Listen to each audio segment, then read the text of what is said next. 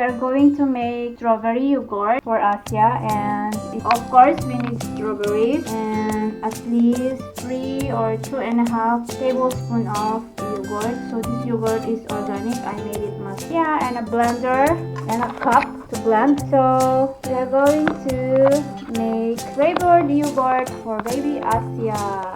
So let's start.